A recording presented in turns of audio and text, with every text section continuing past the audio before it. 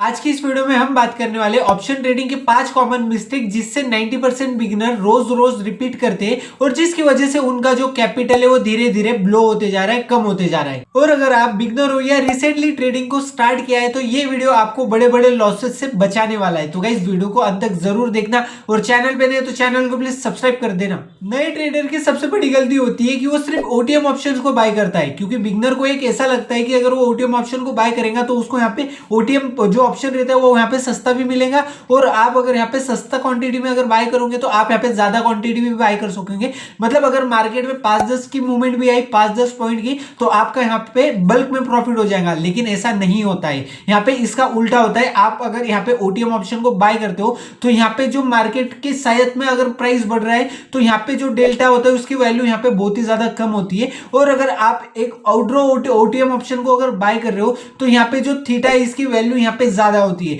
मतलब अगर मार्केट में अगर मूवमेंट नहीं आया तो आपका जो प्राइस है वो जो प्रीमियम है वो वहां पे धीरे धीरे खत्म होने वाला है, जीरो होने वाला है एक्सपायरी वाले दिन। और अगर मार्केट समझ लीजिए अगर पॉइंट मतलब मार्केट अगर ट्रेंडिंग हो भी गई, मार्केट अपने टारगेट तक चली भी गई तो आपको यहाँ पर ज्यादा कुछ खास यहाँ पे प्रॉफिट देखने को नहीं मिलेगा। और अगर आपने सही पॉइंट से यहाँ पे ट्रेड को एग्जिट नहीं किया तो आपका जो प्रॉफिट वाला ट्रेड है वो यहाँ पे रेड कलर में आपको लॉस दिखाने लग जाएगा अगर आप यहाँ पे ओटीएम ऑप्शन को बाय करते हो तो गाइस जो नए नए ट्रेडर आते हैं ना वो यहाँ पे सस्ते के चक्कर में आ जाते हैं कि आपको यहाँ पर 10,000 में ज्यादा क्वांटिटी का ट्रेड आप बाय कर सकोगे और आपको यहाँ पर ज्यादा प्रॉफिट होगा, लेकिन रियलिटी अलग होती है। आप यहाँ पे अपनी साइकोलॉजी आपकी उल्टी हो जाती है और जो आपका लॉस है वो यहाँ पे बढ़ जाता है। और जैसा आपने 10,000 रुपए लगाए थे उसमें से जो कैपिटल है वो धीरे धीरे कम होने लग जाता है। आपको हमेशा आईटीएम एटीएम में बाइंग करनी चाहिए, क्योंकि अगर आप यहाँ पे थोड़ा सा महंगा भी बाय करते हो तो आपकी जो यहाँ पे विनिंग प्रोबेबिलिटी होती है वो यहाँ पे ज्यादा होती है। और अगर आप एक आईटीएम या फिर एटीएम ऑप्शन को बाय कर रहे हो तो उसका डेल्टा की वैल्यू और उसकी जो यहाँ पे थीटा की वैल्यू है ये आपको चेक करनी होगी। अगर आप ये चेक करके अगर यहाँ पे ट्रेड बाय करोगे तो आपका यहाँ पर प्रॉफिट होने का चांसेस यहाँ पे बढ़ जाते हैं। Mistake number 2, proper stop loss and exit plan. तो गाइस आप में से कई सारे ऐसे ट्रेडर्स होंगे जो ट्रेड बाय करने से पहले उनका जो एंट्री पॉइंट है वो डिसाइड नहीं करते और जो आपका स्टॉप लॉस रहने वाला है वो डिसाइड नहीं करते और जो आपका टारगेट रहने वाला है मतलब कि एग्जिट पॉइंट रहने वाला है ये भी यहाँ पे डिसाइड नहीं करते। यहाँ पे एक नया ट्रेडर क्या करता है, उसको लगता है मार्केट ऊपर जाती है वो यहाँ पे बाइंग कर लेता है और सिर्फ चार्ट को देखने लगता है, ना उसने यहाँ पे एंट्री को प्लान किया, ना स्टॉप लॉस को, ना ही टारगेट को प्लान किया। तो यहाँ पर क्या होता है, वो जब अगर ट्रेड को उसने बाय कर लिया है तो वो वहां पे सिर्फ चार्ट को एनालिसिस करता है कि मार्केट जाएंगी जाएंगी ऐसा वो सोचता है और इमोशनल होकर उसका जो ट्रेड होता है उसको यहाँ पे होल्ड करके रखता है। और कभी कभी बिगनर ट्रेडर यहाँ पे ईगो पे भी ले लेती है वो बात और यहाँ पे अगर उनका थोड़ा सा लॉस देखने को मिल जाता है फिर भी वो ट्रेड को एग्जिट नहीं करते और यहाँ पे इमोशनल होकर ट्रेड को होल्ड करते। इससे क्या होता है, ऑप्शन में जो आपका प्रीमियम होता है वो कुछ सेकंड में ही यहाँ पे अगर एक रेड कैंडल अगर डाउन की बन गई ना तो यहाँ पे जो आपका प्रीमियम है उसमें आपको 20 से 30% यहाँ पे कम होती हुई दिख जाएंगे। अगर समझ लीजिए आपने 100 रुपए का ऑप्शन बाय किया ओटीएम का ऑप्शन, तो यहाँ पे जो आपका थीटा डिके की वजह से वो यहाँ पे 100 का जो ऑप्शन है वो यहाँ पे 80 भी हो जाएगा। और अगर एक नया बिगनर है जिसका कैपिटल 10 से 20,000 रुपए, तो उसके लिए ये जो स्टॉप लॉस होने वाला है, जो कि ये लॉस होने वाला है, ये बहुत ही बड़ा होने वाला है। तो आपको जब भी आप अगर ट्रेड कर रहे हो तो आपको अपना ट्रेड को प्लान करना चाहिए परफेक्टली। आपको एंट्री कहाँ लेनी है, आपका स्टॉप लॉस क्या रहने वाला है और आपका टारगेट क्या रहने वाला है, तभी आपको यहाँ पर ट्रेड में एंट्री लेनी चाहिए। अगर समझ लीजिए आपका 10,000 का कैपिटल लग रहा है एक ट्रेड को बाय करने के लिए, तो आपने पहले से ये ठान लेना है कि मुझे इस ट्रेड में 20 से 25% का लॉस को यहाँ पे रखना है, इसके ऊपर मैं लॉस को नहीं रखने वाला हूँ। और जैसे आप बाय का ट्रेड मारते हो वैसे ही आप उसके नीचे यहाँ पे स्टॉप लॉस का ऑर्डर भी यहाँ पे लगा सकते हो। इससे आप यहाँ पे सेफली यहाँ पे ट्रेड कर सकोगे। एक बड़े लॉस से अच्छा है एक छोटा लॉस होना। मिस्टेक नंबर 3 और सबसे इंपॉर्टेंट मिस्टेक, ऑप्शन चेंज को और ऑप्शन ग्रीक को यहाँ पे ना समझना। आप में से कई सारे ट्रेडर्स है जो सिर्फ यहाँ पे ट्रेड किस चीज से लेते, वो सिर्फ चार्ट पे कैंडल्स को देखने या फिर कोई रैंडमली इंडिकेटर लगा के वो यहाँ पे ट्रेड को बाय करते। लेकिन अगर आप यहाँ पे ऑप्शन में ट्रेड कर रहे हो तो आपको यहाँ पर ऑप्शन चेंज को एनालिसिस करना भी आना चाहिए, प्लस आपको ऑप्शन ग्रीक का भी पता होना चाहिए। अगर आपको ऑप्शन चेंज को एनालिसिस करना आ गया तो आपको ये पता रहेगा कि मार्केट में जो बिग प्लेयर्स है उनने यहाँ पे जो अपने बड़े बड़े इंस्टीट्यूशन है उनने अपने जो ट्रेड है यहाँ पे वो कौन से लेवल पे यहाँ पे प्लेस करके रखे, ये एक बात ही आपको पता चल जाएंगी। उसके बाद वो जो बड़े बड़े राइटर्स है वो मार्केट को लेके बुलिश है या फिर बियरिश है। अगर मार्केट अगर समझ लीजिए निफ्टी 50 25,000 के लेवल पे, तो 25,000 के लेवल पे बड़े बड़े इंस्टीट्यूशन क्या करने वाले, कॉल ऊपर जाएगा या पुट ऊपर जाएगा, ये आपको यहाँ पे ओआई बताता है। ओआई से आप यहाँ पे मार्केट में सपोर्ट रेजिस्टेंस लेवल को भी मार्क कर सकते हो। और इसके साथ में अगर आप यहाँ पे ओआई ट्रेडिंग को इजीली सीख गए तो आप यहाँ पे एक प्रॉफिट यहाँ से एक्स्ट्रा कमा सकते हो। और आप में से कई सारे यहाँ पे जो ट्रेडर्स होते हैं उनको ऑप्शन ग्रीक के बारे में पता नहीं होता, खास करके डेल्टा, थीटा और वेगा के बारे में।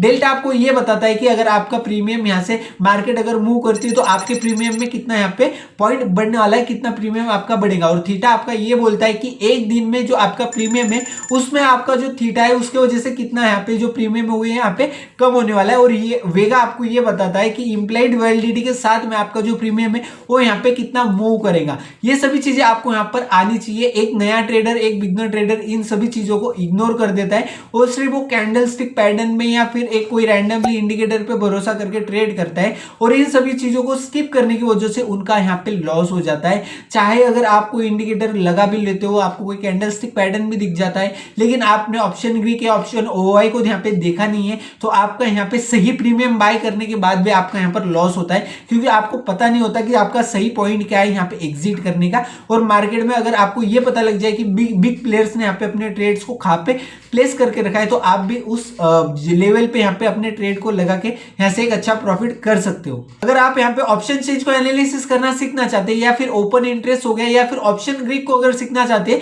तो आई बटन पे क्लिक करके आप हमारी ऑप्शन चेंज की जो पूरी प्लेलिस्ट है वो आप यहाँ पे देख सकते हो। हमने एकदम सिंपल लैंग्वेज में आपको सब बताया है। और अगर आप एक नए ट्रेडर हो तो आपको यहाँ पर जो कंसेप्ट होने वाला है वो एकदम ईजी होने वाला है और आपके दिमाग में से ये जो ऑप्शन ग्रीक है या ओआई डाटा एनालिसिस कैसे करना है ये आपको इजीली समझ आ जाएगा और अपने आप इंट्राडे ट्रेडिंग में यहाँ पे आप इंप्रूवमेंट कर सकते हो। हमने एक एक बात यहाँ पे डिटेल में आपको एक्सप्लेन करके बताइए।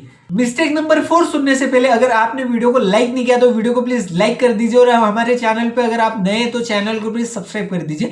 मिस्टेक नंबर 4 ये है कि जो नए नए ट्रेडर्स होते हैं वो रैंडमली यूट्यूब या इंस्टाग्राम पे कोई भी इंडिकेटर, पर्टिकुलर इंडिकेटर देख लेते हैं और इंडिकेटर पे 100% डिपेंड होकर वो यहाँ पे ट्रेड को बाय करते हैं और उनका यहाँ पे लॉस होता है। उनको ना प्राइस एक्शन की नॉलेज है, ना ऑप्शन की, ना यहाँ पे आपको टेक्निकल एनालिसिस कैसे करनी है इसके बारे में भी उसका नॉलेज जो होता है वो जीरो होता है। वो सिर्फ यहाँ पे पर्टिकुलर कोई भी रैंडमली इंडिकेटर लेके आ जाता है और अपने चार्ट पे एप्लाई करके उसके हिसाब से यहाँ पे ट्रेड करने लगता है। आपको एक बात यहाँ पे मैं क्लियर कर दूं कि कोई भी ऐसा इंडिकेटर नहीं है जो कि ऑप्शन ट्रेडिंग में 90% से ज्यादा एक्यूरेसी देता हो। यहाँ पे हर चीजें फेल हो सकती है। आपको यहाँ पे जो एनालिसिस है वो भी फेल हो सकती है, आपका जो टेक्निकल इंडिकेटर है वो भी यहाँ पे फेल हो सकता है। तो आपको इसके लिए क्या करना होगा, आपको यहाँ पे अपनी जो प्राइस एक्शन की नॉलेज है उसको यहाँ पे साथ में लेके चलना होगा। अगर आपकी प्राइस एक्शन की नॉलेज से अगर आपको यहाँ पे ट्रेड दिख रहा है कि आपको यहाँ पे ट्रेड करना है तो आप डबल कंफर्मेशन के लिए यहाँ पे इंडिकेटर को यूज कर सकते हो। लेकिन अगर आप यहाँ पे फुलफिल यहाँ पे 100% इंडिकेटर के भरोसे बैठे हो तो आपको यहाँ पर लॉस ही लॉस होने वाला है।